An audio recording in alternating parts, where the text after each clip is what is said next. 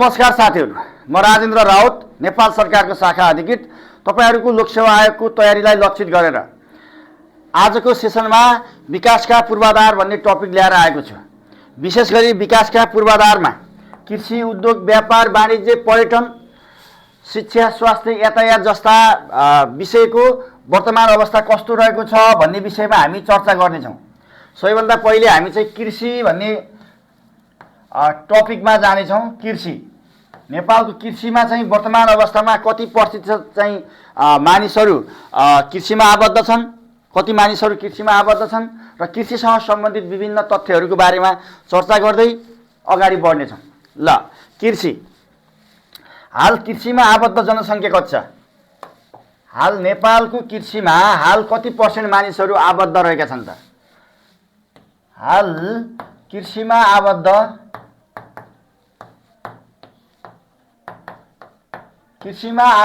जनसङ्ख्या, कृषिमा आबद्ध जनसङ्ख्या। अब विभिन्न प्रतिवेदन अनुसार फरक फरक खालको चाहिँ विवरण रहेको हुँदा तपाईहरुलाई म सबै प्रतिवेदन हैन र कुन कुन प्रतिवेदनले के भनेको छ भन्ने विषयमा चाहिँ चर्चा गर्नेछु। ल हेर्नुस्, अब कृषिमा आबद्ध जनसङ्ख्याको कुरा गर्दाखेरि यहाँनिर चाहिँ के छ भन्दाखेरि तपाईको चाहिँ यो आर्थिक सर्वेक्षणले, पछिल्लो आर्थिक सर्वेक्षणले चाहिँ यसमा चाहिँ कृषिमा आबद्ध जनसङ्ख्या 67% भनेको छ। आर्थिक सर्वेक्षण 80-81 मा र 81-82 ले पनि त्यही कुरालाई निरन्तर गरेको छ। कृषिमा आबद्ध जनसङ्ख्या आर्थिक सर्वेक्षणले। त्यसै गरी श्रम शक्ति सर्वेक्षण, तेस्रो श्रम शक्ति सर्वेक्षण 2021 ले, श्रम शक्ति सर्वेक्षण 2021 ले यसमा चाहिँ 50.4% मानिसहरू कृषिमा आबद्ध रहेको छ भनेको छ। अब जनगणना, 12औं राष्ट्रिय जनगणना 2078 अनुसार, 12औं जनगणनाले 57.3% मानिसहरू कृषिमा आबद्ध भनेको छ भने 7औं राष्ट्रिय कृषि गणना 2078 ले के भनेको छ त भन्दा 62% घर परिवार, 62% घर परिवार चाहिँ कृषिमा आबद्ध छ भन्यो। यो चाहिँ घर परिवार कृषिमा आबद्ध छ भनेर भनेको छ। यो चाहिँ कृषिमा आबद्ध जनसङ्ख्याको कुरा। ल, त्यसै गरी अब कृषिको जीडीपीमा योगदान कति छ त अहिले? कृषिको जीडीपीमा योगदान कति रहेको छ? कृषि क्षेत्रको जीडीपीमा, जीडीपी भनेको कुल ग्राहस्थ उत्पादनमा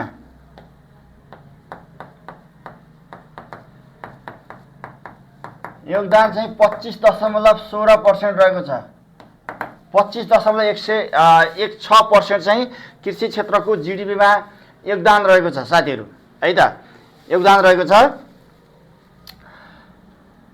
त्यसै गरी कृषि, नेपालका प्रमुख कृषि बालीहरू के हुन् हैन र ती बालीहरूमा चाहिँ कति पर्सेन्ट चाहिँ कृषि उत्पादन भएको छ, ती बालीको कति पर्सेन्ट चाहिँ खेती गरिएको छ भन्ने विषय पनि हामी चर्चा गर्नेछौँ है।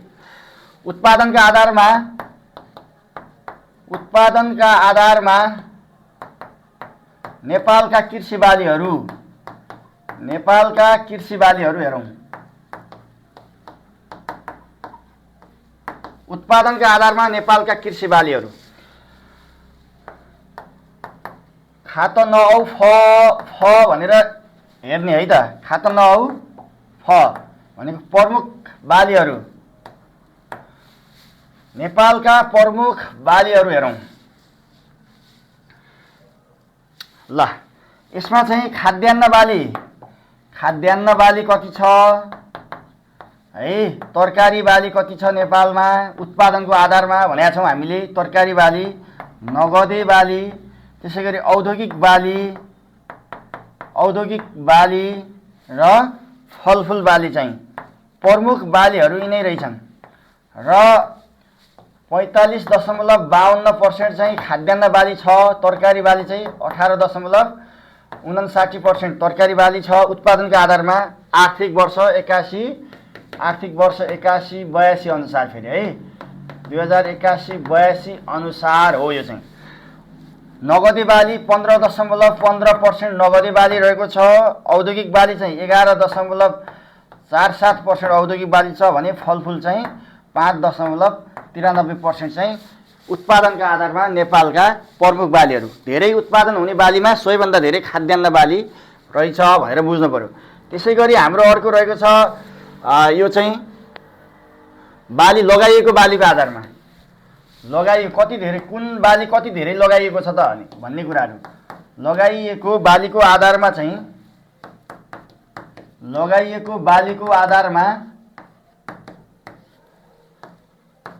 आधारमा ठुला बालीहरू हेरौँ।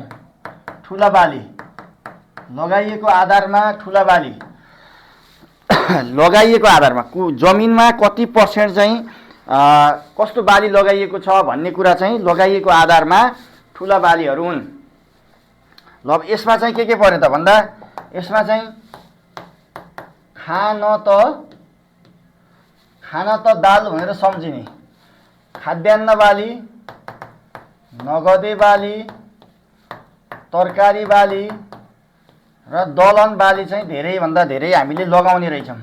दलहन बाली, खाद्यान्न बाली 70.96% खाद्यान्न बाली, नगदी बाली चाहिँ 9.98% लगाइएको छ, तरकारी बाली चाहिँ 6.96% लगाइएको छ र दलहन चाहिँ 5.61% चाहिँ दलहन बाली लगाइएको छ। लगाइएको आधारमा यो रहेको छ है। ल त्यसैगरी अब हामीले कति पर्सेन्ट जमिनमा खेती गरेका छौँ भन्ने कुरा पनि इम्पोर्टेन्स होला। कति पर्सेन्ट जमिनमा खेती लगाएको छ त है। नेपालको कुल क्षेत्रको कति पर्सेन्ट जमिनमा नेपालको कुल क्षेत्रफलको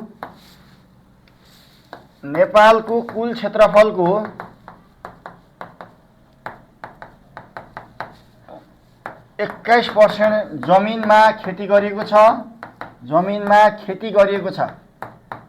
खेती गरिएको छ 21% जमिनमा खेती गरिएको छ र खेती नगरिएको खेतीयोग्य जमिन चाहिँ कति हो त? खेती नगरिएको खेतीयोग्य जमिन चाहिँ हाल कति रहेको छ त? खेती नगरिएको खेतीयोग्य जमिन चाहिँ हाल 7% रहेको छ। खेती योग्य जमिन चाहिँ कति छ नेपालमा भन्दाखेरि तपाईको 17.97% चाहिँ खेती योग्य जमिन छ। खेती योग्य जमिन रहेको छ। यसको चाहिँ 7% मा खेती गरिएको छैन है। यसको 7% मा खेती गरेको छैन।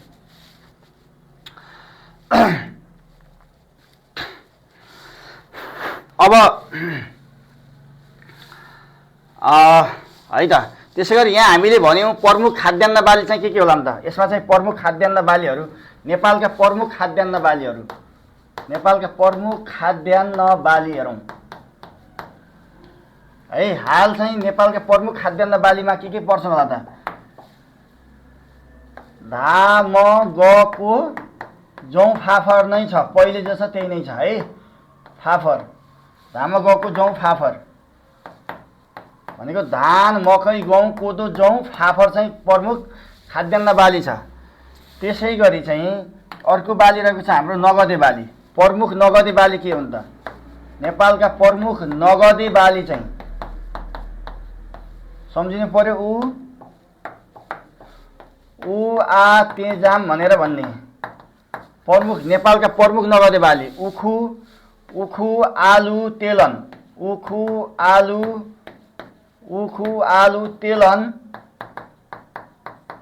जुट, मह। उखु, आलु, तेलन, जुट, मह चाहिँ प्रमुख नगदे बाली। प्रमुख दलहन बाली हेरौँ। नेपालका प्रमुख दलहन बाली। प्रमुख दलहनमा चाहिँ के पर्यो त? प्रमुख दलहन हैन। मभमा अग्राज, हर्ष भनेर थाहा पाउने भनेको के त भन्दाखेरि मसुर हो, भटमास, मास, अरहर, ग्रास्पी, चना, र हर्षग्राम भन्ने चाहिँ के पर्यो त प्रमुख दलहन बाली। त्यसै गरी प्रमुख मसला बाली, नेपालका प्रमुख मसला बाली के हुन् त? प्रमुख मसला बालीमा है नेपालका प्रमुख मसला बाली, नेपालका प्रमुख मसला बालीमा चाहिँ अब सबैभन्दा अगाडि आउने भयो तपाईको चाहिँ यो मसला बालीमा चाहिँ है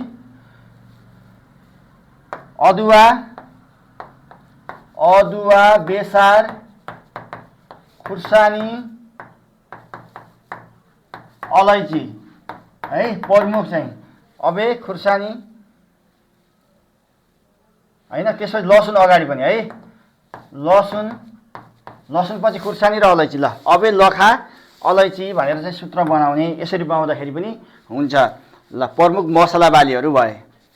ल नेपालको 21% खेती गरिएको छ भने खेती नगरिएको खेतीयोग्य जमिन चाहिँ 7% रहेको छ।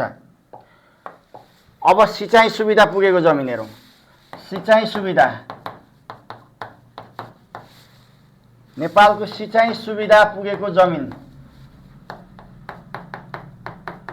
सिँचाइ सुविधा पुगेको जमिन हाल आर्थिक वर्ष 81-82 मा सिँचाइ सुविधा पुगेको जमिन कति होला भन्दा चाहिँ यहाँनिर चाहिँ दुई भागमा छुट्याउनु पर्छ त्यसलाई चाहिँ। एउटा सिँचाइ योग्य जमिनको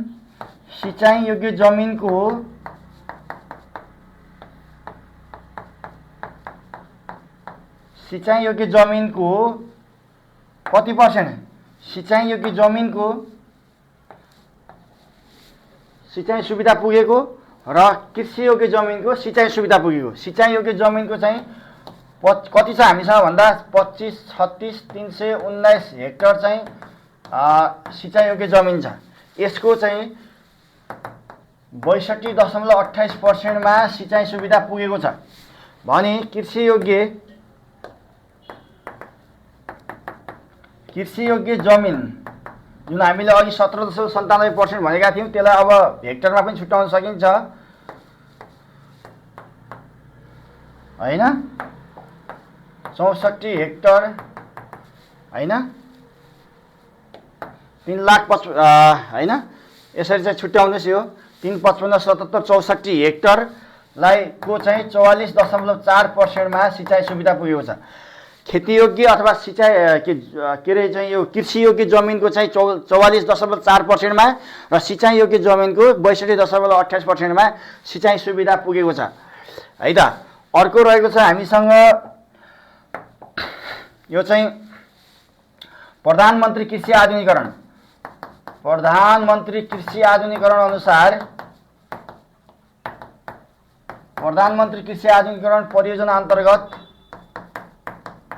विभिन्न सम्भागको स्थापनाका कुरा गरेको छ। जस्तो यसमा चाहिँ पकेट ब्लक जोन र सुपर जोन स्थापना गर्ने लक्ष्य रहेको छ। सुपर जोन स्थापना गर्ने लक्ष्य रहेको छ। हाल स्थापना भएका है, हालसम्म स्थापना भएका आर्थिक वर्ष 2081-82 सम्म हालसम्म स्थापना भएका पकेटको सङ्ख्या कति रहेको छ त? हालसम्म स्थापना भएका पकेटको सङ्ख्या 9162 वटा। त्यसै गरी ब्लक रहेको छ तपाईँको चाहिँ 1664 वटा ब्लक। जोन चाहिँ 206 वटा चाहिँ जोन स्थापना भएको छ भने सुपर जोन चाहिँ 21 वटा। अब लक्ष्य खास कति हो त? प्रधानमन्त्री कृषि आधुनिकीकरण चाहिँ को सुरुवात 2072 सालदेखि 2073 सालसम्म 83 सालसम्मको लक्ष्य हो। यो 10 वर्षमा चाहिँ यो 10 वर्षको अवधिमा लक्ष्य राखिएको छ। यसमा चाहिँ स्थापनाको लक्ष्य राखेको छ। यसको 15,000 स्थापना गर्ने लक्ष्य राखेको छ। ब्लक चाहिँ 1500 वटा स्थापना गर्ने। जोन चाहिँ कति छ भन्दाखेरि 300 वटा जोन र 21 वटा सुपर जोन स्थापना गर्ने लक्ष्य रहेकोमा तपाईको चाहिँ ब्लकको चाहिँ लक्ष्य भन्दा बढी चाहिँ के भन्छ भन्दाखेरि ब्लक स्थापना भइसकेको छ। 1500 को लक्ष्यमा 1664 स्थापना भइसकेको छ भने पकेट स्थापना गर्न अझै लक्ष्यमा पुग्न अझै धेरै टाइम लाग्ने देखिन्छ। जबकि 83 सम्मको 10 वर्ष अवधि सकिँदैछ र यसमा चाहिँ जोनको पनि सङ्ख्या निकै कम देखिन्छ। ल यो चाहिँ हाम्रो के छ त भन्दा प्रधानमन्त्री कृषि आधुनिकीकरण परियोजना अन्तर्गतको कुरा भयो। ल साथीहरू, अब अर्को टपिक। मैले यस टपिकमा तपाईँहरूलाई नेपालको वर्तमान अवस्था मात्रै भनिदिन्छु, जुन चाहिँ परिवर्तन हुन्छ। अरू चाहिँ यथास्थितिमा रहेका कुराहरू हामी कुनै समय कृषिको बारेमा धेरै विस्तृत कुराहरू छ, त्यो अर्कोपल्ट गर्नेछौँ है। आजको सेसनमा है अहिलेको शाखा अधिकृतको परीक्षालाई लक्षित गरेर त्यसलाई लक्षित गरेको हुँदाखेरि चाहिँ अलि इम्पोर्टेन्स कुराहरू मात्रै यहाँनिर भनिएको छ। ल कृषिपछि उद्योग। हाल उद्योगको अवस्था कस्तो छ त नेपालमा है? हाल उद्योगको ल हेर्नुहोस्, पहिले त उद्योग समग्र उद्योग क्षेत्रको जिडिपीमा योगदान कति छ? समग्र उद्योग क्षेत्रको जिडिपीमा योगदान कति रहेको छ त है? आर्थिक वर्ष 2081-82 मा समग्र उद्योग क्षेत्रको जिडिपीमा योगदान रहेको छ 12.83% जिडिपीमा योगदान रहेको छ। 12.83% जिडिपीमा योगदान रहेको छ। अब यसमा चाहिँ उत्पादनमूलक उद्योगको कुरा भयो है। उत्पादनमूलक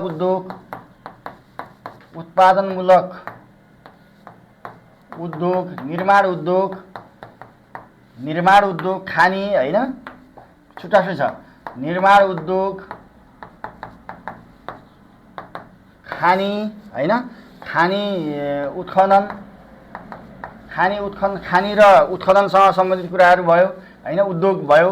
त्यसैगरी विद्युत, ग्यास र बाष्प, हामीले अगाडि पनि कुरा गरिसकेका छौँ। गर्नु त विद्युत, ग्यास र बाष्प, ग्यास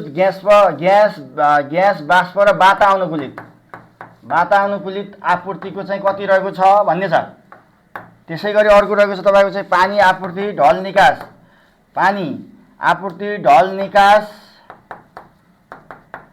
र पुनः उत्पादनका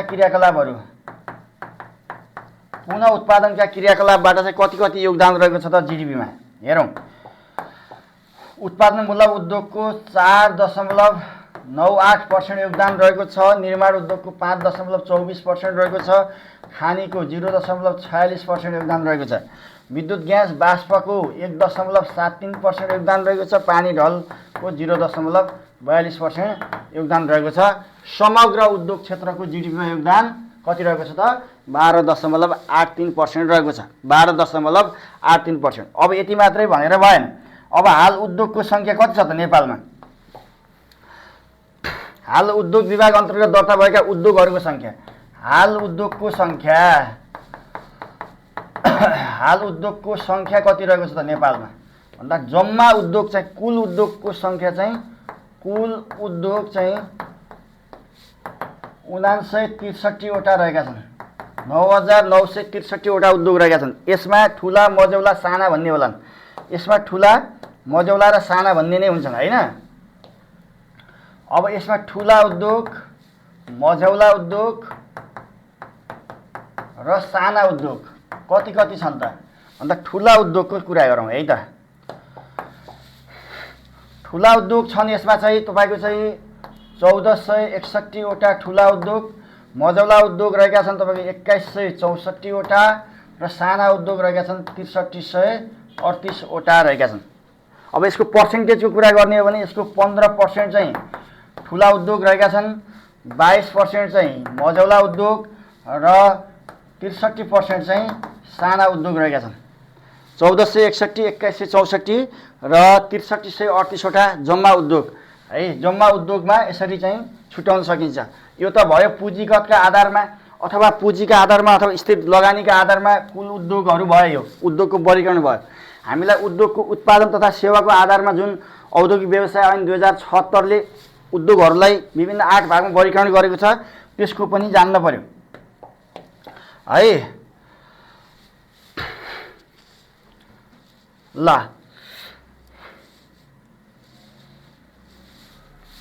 ल साथीहरू, अब उद्योगहरूको वर्गीकरणका आधारमा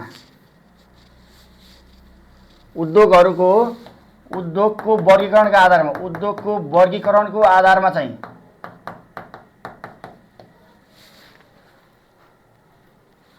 उद्योगको वर्गीकरणको आधारमा उद्योगको संख्या हाल है उद्योगको वर्गीकरणको आधारमा उद्योगको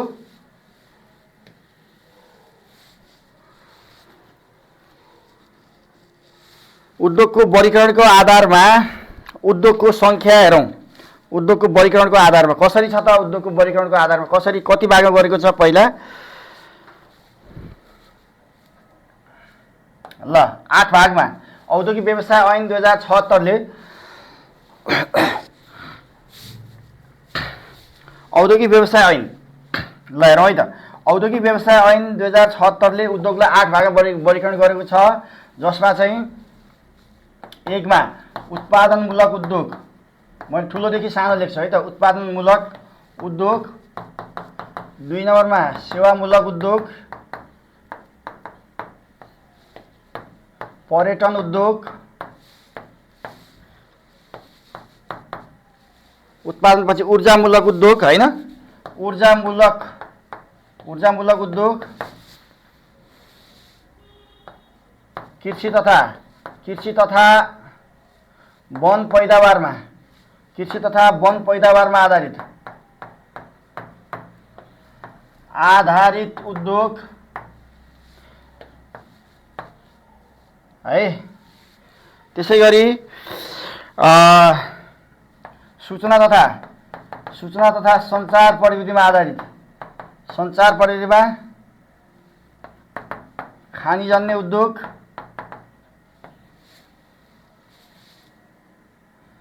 8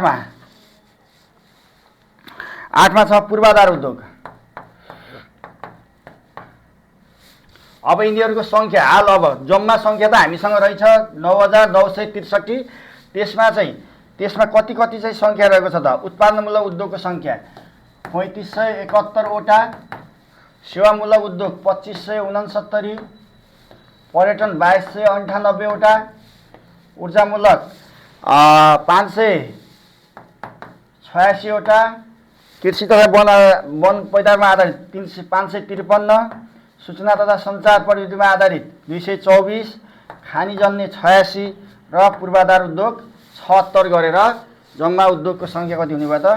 9963 वटा हुने भयो है त। यस्ता खालका चाहिँ वर्गीकरणको आधारमा औद्योगिक व्यवसाय ऐन 2076 ले यसरी उद्योगलाई 8 भागमा वर्गीकरण गरेको छ।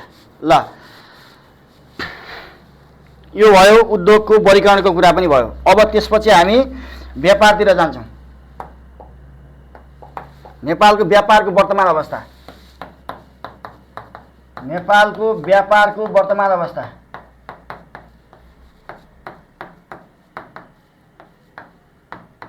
वैदेशिक व्यापार, विशेष गरी व्यापार भन्नाले हामी यहाँनिर के त वैदेशिक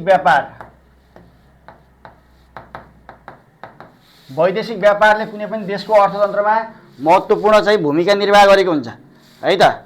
वैदेशिक व्यापारको अवस्था हेर्दाखेरि आर्थिक वर्ष 2081 मा अब 2081-82 मा हामीले गरेको कुल व्यापार कति हो त?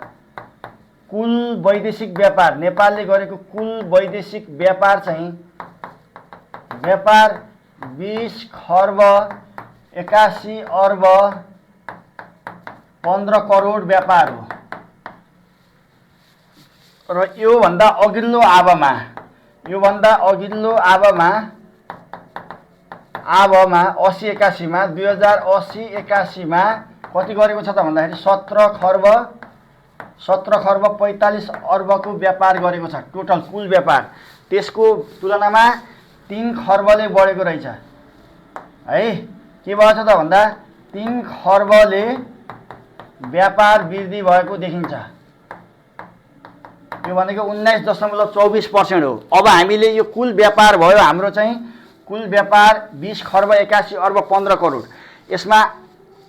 यसमा के जोडिन्छ भन्दाखेरि आयात र निर्यात दुवै कुरा जोडिने भयो।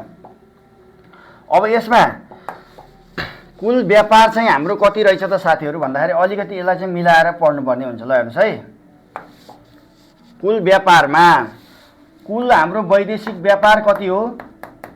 कुल वैदेशिक व्यापार, कुल वैदेशिक व्यापार चाहिँ यो भन्सार विभागको रिपोर्ट अनुसार हो फेरि है त, यो आर्थिक सर्वेक्षण अनुसार होइन कि भन्सार विभागको रिपोर्ट अनुसार। यो कुरा पनि बुझ्नु होला। कुल व्यापार जसमा आयात कति गरियो, कुल आयात, त्यसमा चाहिँ निर्यात कति गर्यौँ, आयात निर्यातलाई निकासी पनि भनिन्छ है साथीहरू। निकासी, आयातलाई पैठारी पनि भनिन्छ, भित्र्याउनु, देशभित्र सामग्रीहरू भित्र्याउनु, पैठारी। त्यसै गरी अब हामीसँग त नेपालको जहिले पनि व्यापार घाटामा हो। कुल व्यापार घाटा चाहिँ कति रहेछ त भन्ने कुरा चाहिँ बुझ्नु पर्यो। अब यहाँनिर नेपाल कुल वैदेशिक व्यापार 20 खर्ब, मैले तपाईँलाई यहाँ खर्ब, अर्ब र करोड भनेर लेखेँ है त। खर्ब, अर्ब, करोड अक्षर सबैमा चाहिँ मैले 20 खर्ब लेखिनँ कि 20 खर्ब 81 अर्ब 15 करोड लेख्दाखेरि पुग्छ नि होइन। खर्ब, अर्ब, करोड यसरी बुझ्नु होला है त। भने आयात चाहिँ हाम्रो कति हो त भन्दाखेरि 18 खर्ब 4 अर्ब 12 करोड। 18 खर्ब 4 अर्ब 12 करोड। 18 खर्ब 4 अर्ब 12 करोड चाहिँ हाम्रो आयात।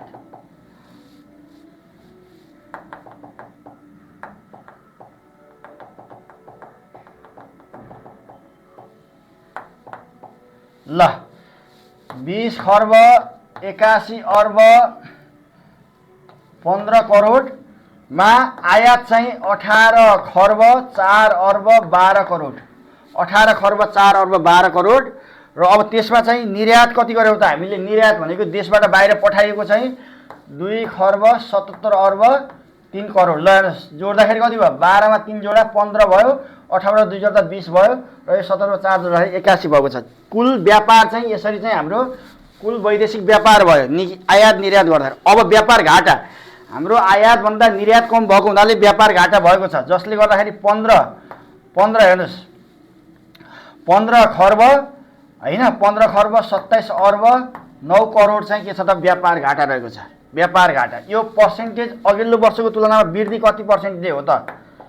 यो वृद्धि हरेक कुराहरू वृद्धि हेरौँ है। अघिल्लो वर्षको तुलनामा वृद्धि कति पर्सेन्टले वृद्धि हो भन्दा यो 19.24%ले चाहिँ कुल व्यापार वृद्धि भएको रहेछ भने 13.3%ले आयात वृद्धि भएको हो। र निर्यात चाहिँ निकासी चाहिँ एकदमै धेरै ऐतिहासिक नै हो है। 81.8% चाहिँ हाम्रो निकासी, अहिलेसम्मकै सबैभन्दा धेरै निकासी गरेको थियो 80-81 सालमा 81.8% निकासी। अब व्यापार घाटा चाहिँ वृद्धि चाहिँ 6%ले व्यापार घाटा वृद्धि भएको। व्यापार घाटा 6%ले वृद्धि भएको छ अघिल्लो वर्षको तुलनामा। र अब अरू कुरा हेर्नु पर्यो, यो जिडिपीको तुलनामा कति हो त अनुपात हेरौँ। जिडिपीको अनुपात हेर्न सकिन्छ यसलाई, किन भन्दा नेपालको जिडिपी 61 खर्ब 7 अर्ब 22 करोड जिडिपीमा 61 खर्ब 7 अर्ब 22 करोड जिडिपीमा। ल हेर्नुहोस्, 20 खर्ब 81 अर्ब 15 करोड कति हो त भन्दा यसको जिडिपीको कति पर्सेन्ट हुन जान्छ त? यो 34% जिडिपीको। त्यसै गरी आयात चाहिँ 18 खर्ब 4 अर्ब 12 करोडमा चाहिँ आयात कति पर्सेन्ट हो जिडिपीको भन्दा तपाईँको चाहिँ 29.5%। निर्यात चाहिँ कति छ त? 4.5%, एकदमै कम। र व्यापार घाटा पनि हाम्रो जिडिपीको 25% रहेको छ अनुपात। अब हामीलाई चाहिँ यहाँ व्यापारको चाहिँ निकासी पैठारीको अनुपात हेर्नु पर्यो। निकासी पैठारीको अनुपात अथवा पर्सेन्टेज अंश। निकासी पैठारी अंश कति रहेको छ त? निकासी पैठारी अंश र अनुपात। निकासी पैठारी अंश हेरौँ, निकासी पैठारी अंश। निकासीको अंश कति भयो त? यसमा निकासीको अंश हामीले निर्यात कति गरेका छौँ भन्दा 2 खर्ब 77 अर्ब 3 करोड। यो भनेको तपाईँको 13.31% हो भने पैठारी आयातको अनुपात चाहिँ तपाईँको चाहिँ 86.69% हो। 86.69%, जुन 18 खर्ब 4 अर्ब 12 करोड छ त्यो 86.69% हो भने निकासीको अंश कति रहेको छ 13.31% रहेको छ। अब यहाँ निकासी पैठारी अनुपात पनि चाहियो हामीलाई। निकासी पैठारी अनुपात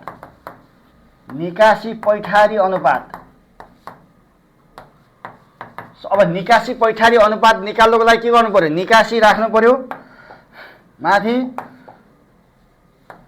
277 भागा 18/4 277 भागा 18/4 इन्टु 100 गर्दाखेरि के हुने भयो त भन्दाखेरि हाम्रो निकासी पैठारी अनुपात चाहिँ कति आउँछ भन्दाखेरि 15.4 के आउँछ त निकासी पैठारी अनुपात आउँछ, पर्सेन्टेज आउँछ 15.4% निकासी पैठारी अनुपात। यो भनेको हामीले नेपालबाट 100 रुपियाँको आयात गर्दाखेरि 15.4 रुपियाँको वस्तु के गर्दा रहेछौँ त निर्यात गर्दा रहेछौँ, निर्यात अथवा बाहिर निकासी गर्दा रहेछौँ। अब यसलाई अझै सानो बनाउन पनि सकिन्छ, 1 रुपियाँमा कन्भर्ट गर्न सक्छ। जस्तो 1 रुपियाँको निर्यात गर्दाखेरि हामीले कति आयात गर्छौँ भन्दाखेरि है फेरि 100 ले भाग गर्ने।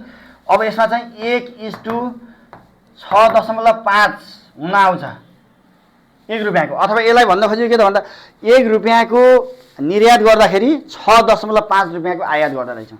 1 रुपियाँको निर्यात गर्दाखेरि 6.5 रुपियाँको सामग्रीहरू नेपालीले आयात गर्दो रहेछ। अर्को कुराहरू के छ भन्दाखेरि अर्को विषय यहाँमा चाहिँ है हाम्रो नेपालको व्यापार साझेदार देशहरू कति हुन् त? नेपालका व्यापार साझेदार देशहरू अथवा कति देशसँग नेपालले व्यापार गरेको थियो? व्यापार साझेदार देशहरू, नेपालका व्यापार साझेदार देशहरू एकदमै इम्पोर्टेन्ट 164 देशसँग, 164 देशसँग। तपाईहरुले यो रिटर्नसँग पनि जोडेर लेख्न सक्नुहुन्छ डाटाहरू है। 164 देशसँग नेपालले के गर्यो त व्यापारिक कारोबार गरेको रहेछ। 164 देशमा 164 देशमा कति देशसँग घाटामा कति देशसँग नाफामा त? 164 देशमा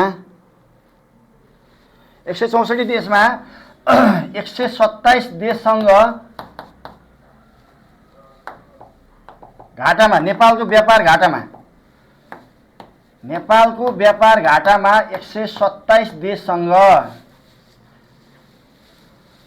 नेपालको व्यापार घाटा कति देशसँग छ त? 127 देशसँगको व्यापार नेपालको के रहेको छ त? घाटामा रहेको छ। फाइदामा चाहिँ 37 देशसँग चाहिँ नेपालको व्यापार नाफामा रहेको छ। प्रमुख देशहरू कुन हुन् जो चाहिँ हाम्रो देशको चाहिँ व्यापार चाहिँ घाटामा रहेको छ? एउटा भयो भारत, त्यसपछि चीन, त्यसपछि अर्जेन्टिना है, भारत, चीन, अर्जेन्टिना, युक्रेन र युएई। यी चाहिँ प्रमुख देशहरू हुन् जुन देशसँग हाम्रो चाहिँ सुरुका 5 वटा देशहरूसँग नेपालको व्यापार घाटा, अत्यन्त धेरै घाटा भएका देशहरू यिनी भयो व्यापार घाटा। यसमा सबैभन्दा धेरै चाहिँ के त नेपालको सबैभन्दा धेरै व्यापार घाटा कुन देशसँग हुन्छ त? भारतसँग रहेको छ।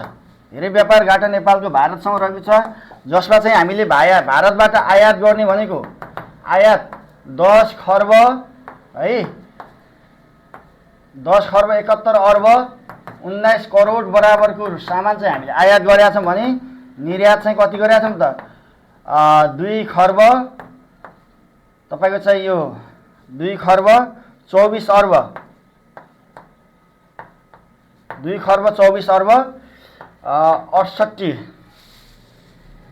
68 करोड रुपियाँ बराबरको के गरेको छ त हामीले निर्यात गरेका छौँ। अब यतिकै घाटा त देखिहाल्यो, यसमा आयातभन्दा निर्यात कम छ। त्यसैले अब व्यापार घाटा जम्मा कति भयो त? व्यापार घाटा चाहिँ यसमा हेर्दाखेरि 8 खर्ब 46 अर्ब चाहिँ के छ त भन्दा व्यापार घाटा रहेको छ भारतसँग। अब दोस्रो धेरै व्यापार घाटा कोसँग छ त? दोस्रो धेरै घाटा चाहिँ हाम्रो चीनसँग रहेको छ।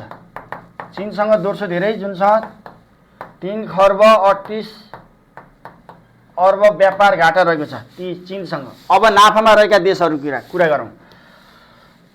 37 देशसँग नेपालको व्यापार नाफामा छ, जसमा अफगानिस्तानसँग सबैभन्दा धेरै नाफा छ। अफगानिस्तानसँग धेरै नाफा छ। त्यसपछि दोस्रोमा पर्यो डेनमार्कसँग नेपालको नाफा व्यापार रहेको छ। रुस र रोमानियासँग पनि नाफा रहेको छ। रोमानिया, रुस र रोमानिया देशसँग पनि नेपालको नाफा व्यापार रहेको छ भने अफगानिस्तानमा सबैभन्दा धेरै नाफा कुन देशसँग छ त? अफगानिस्तान। अफगानिस्तानसँग हाम्रो नेपालको व्यापार धेरै नाफामा रहेको छ, जसमा के भयो त?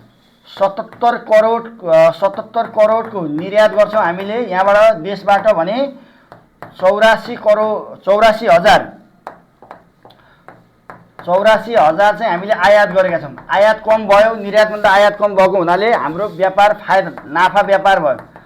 नाफा व्यापार कति हुन गयो त यहाँभन्दा तपाईँको चाहिँ 68 करोड 61,000 रुपियाँ चाहिँ अफगानिस्तानसँग नाफा व्यापार रहेको छ भने अब डेनमार्क दोस्रो धेरै नाफामा हाम्रो कुन देशसँग व्यापार रहेको छ भने डेनमार्कसँग रहेको छ। यसमा 33 करोड नाफा व्यापार रहेको छ। नाफा व्यापार 33 करोड नाफा व्यापार रहेको छ है त। यो भयो हाम्रो व्यापार नाफा र घाटा भएका देशहरू। अर्को कुरा के छ भन्दा इम्पोर्टेन्ट चाहिँ हामीले आयात निर्यात गर्ने वस्तुहरू, नेपालले धेरै निर्यात गर्ने